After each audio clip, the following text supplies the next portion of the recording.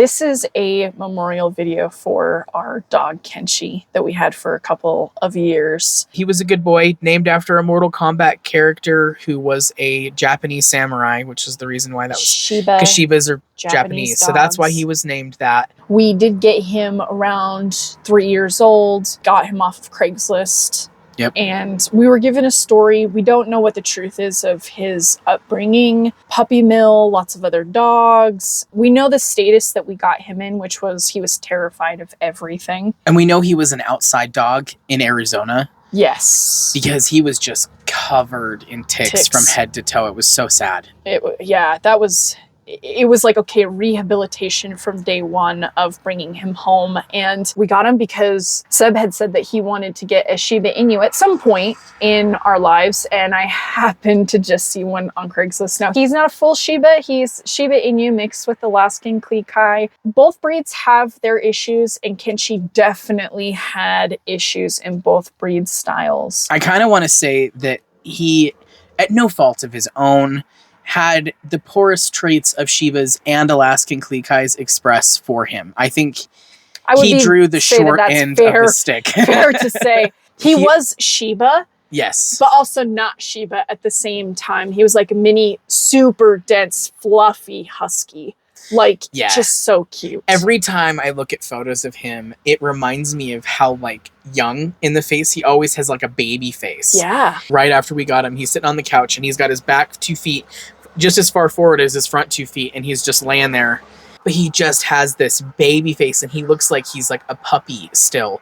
And I was looking at pictures all these years, and he's maintained this very puppy-like, just cute face that he has when he was indoors and he was happy and he was feeling good. When we would go to take him potty, we'd go to the door, and he'd go up to the door and he'd tap it with his little front paws, and then he'd jump down and then he'd do a spin. And we never taught him to do a spin. This is something that he just came like predispositioned with, but he would just do a spin like, okay, I just did a trick. Let me out. Let me go. And then he'd do another spin and be like, okay, can I go now? Like, is it time? Can I do it? And just like the fact that he brought so much personality and cuteness. When we would take him out at the apartments and we first started getting the retractable leashes, the ones with like the really clunky handle, if you accidentally dropped that, or sometimes it would be his own fault, it's following me and it's gonna eat me, it's gonna attack me, like he just freak out.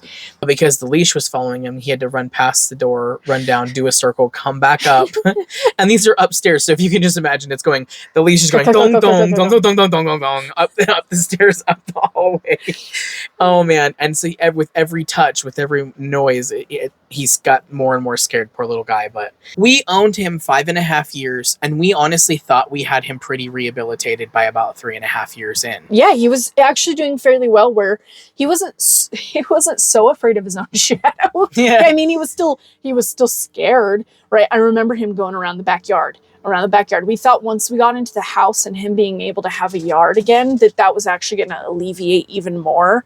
That just wasn't the case. No, he just had anxiety as a dog. Yeah. And whenever he would go outside, if he was anywhere other than in his kennel, he was in a state of anxiety. Yes. The only time you ever saw him calm was when he was in his kennel. And pleasant was when he was in his kennel. Yes. He was happy there. It was so common to just be like, okay, so he's having a good day today. Or, okay, today it's not a good day. It's a bad day for Kenshi today. And we did that from pretty much as soon as we got him. Because as soon as, if the leash thing would happen, guess what? That's a bad day. He's going to have a bad day tomorrow. He's not going to want to come out. He's not going to want to come out today. He's not going to want to come out tomorrow. Yeah. Maybe the next day. If you're lucky, if he's finally maybe let that go. We loved him. He had some faults. He was a struggle. He seemed to kind of fit in, though, oddly, at the same time. So we've kept him all these years, and he's been a cute boy. He's been partner to Coda for a while. And then when we did get our house in Arizona, his theme song, right? Because like constant terror. It's Duel of the Fates, and it's the part where it's like do do do do do do do do do do do do. He would just make his rounds around. As he would run, his little legs would hit the ground, and that exact like percussion and that do do do do do do do do do thing. It was so funny. Oh man, we just called him every time we'd see him going past. We're like, oh look, there's a little stormtrooper. There he goes. It's back around. He's doing his rounds, checking the perimeter, doing his duty.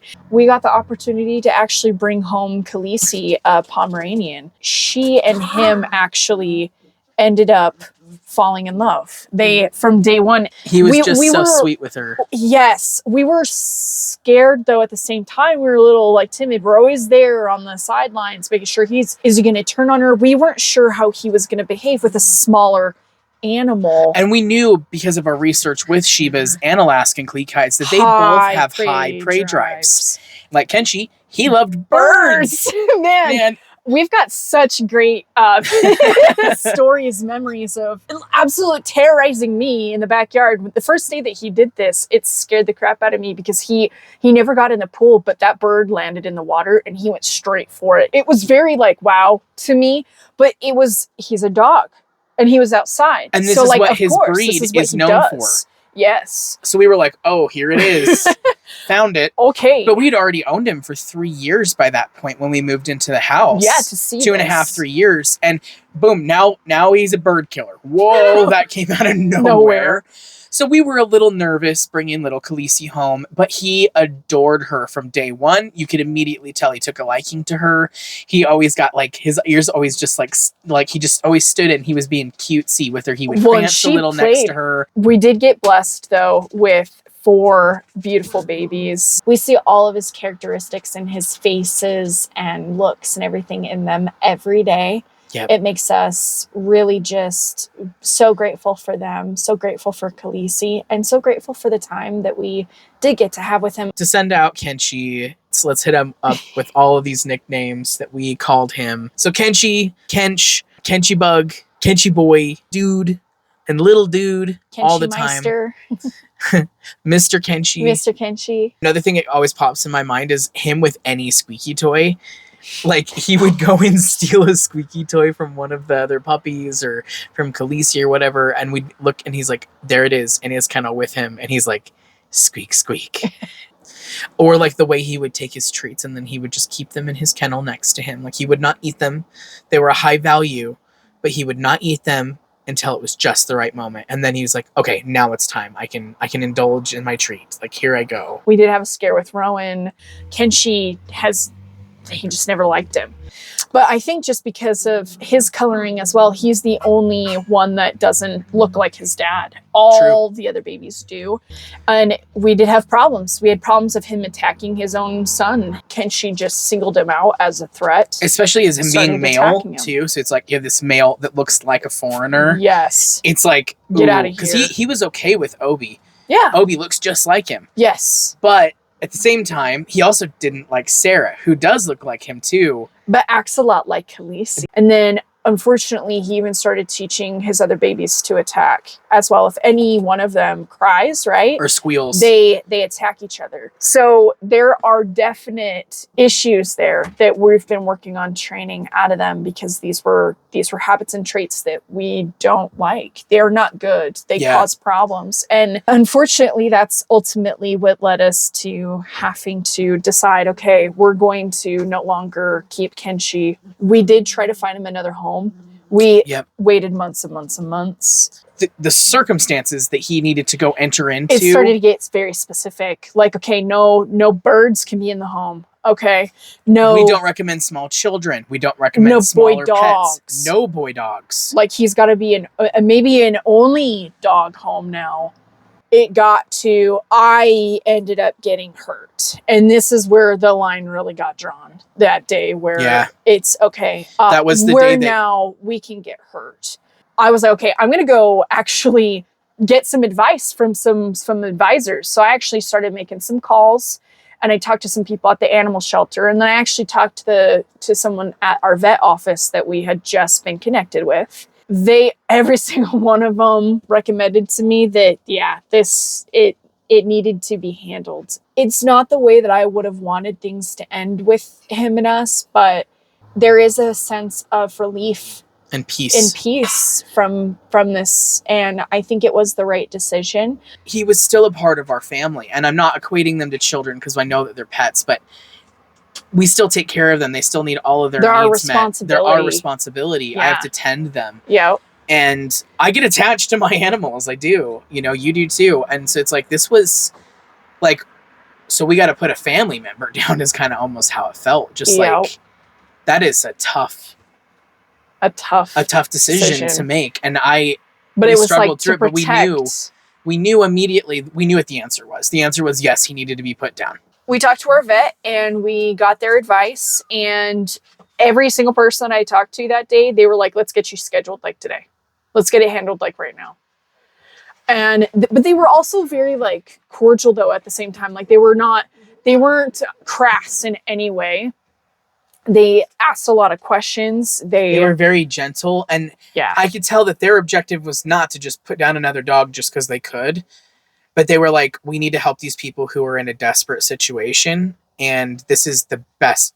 We know this is the best option. Let's encourage them to do the right thing. Yeah. And that's all I kept feeling from them was like, let's encourage them to do the right thing here. Yeah. They even like commended us. And the whole reason why I even want to do this video is like, one, we've got several videos out of Kenshi. So I kind of feel like it's part of my, like his legacy to go ahead and finish out the chapter of his life from the moment that we got him. And I just feel like it would be weird to just not let everybody know that like that's where he ended up. But also something that the vet assistant ended up telling me after the procedure was done. Yeah. She came over to like, you know, give me condolences and console me, but she also told me that like I'm going to feel the feelings I'm going to feel, because like I felt guilt. I felt like I should have been able to do more, and that there was always going to be another way to figure it out. But she was like, hey, I was just here recently myself. So number one, you're not alone. So I was like, you know, there's probably other people out there just like us in a similar situation, and you're trying to do all the right things. And at the end of the day, because I was like, we dealt with this for years, right? This lady, she was like, I was like 2 months, you know, in, and that was enough. It was enough that she had too many, almost too close calls, that she was like, okay, I can't. And this dog obviously can't either. We dealt with it for years. We can't be the only ones out there. We're lucky. We're so incredibly lucky that nothing worse did happen, because we even had just literally that same week that this happened for us. I had a talk with someone that they had just had their 2 dogs ended up having a physical fight, and someone got physically hurt. And what you had said was, what if someone would have gotten their eye? The thing I kept feeling is like you were saying guilty in there. I just kept feeling like this is such a cop-out. This is such a cop-out. Like, and I was afraid that people were going to see it. I think that's what I was more afraid of, was that people were going to see us putting him down as a cop-out. As you didn't try as a pet owner. Don't beat yourself up. Just do what's right for your family and for you. But like you said, I don't want people to be blaming themselves over this, because like we've had some time now to process, and we do feel like we really did make the right decision with him. I just want to share with others, if you are struggling with an aggressive dog and you've already tried everything and you know that it wouldn't be safe to do it, please understand that the grief will be worth it to put that dog down, and to know for sure that they will never hurt anybody or anything or themselves ever again. Like, I have peace knowing that Kenshi is running in the big green fields upstairs and is enjoying things and isn't terrified anymore. I feel confident in that. Well, I guess in closing notes, we love you, Kenshi. Thanks for being a good boy. Sorry things had to end this way, little buddy, but we know it's the best for you and the best for us. And thanks for being a part of our family. Thanks so much for watching, guys. Remember, I love every single one of you. I hope that you have a great day. Remember to spread kindness to yourself and to others, and I'll see you guys in my next video.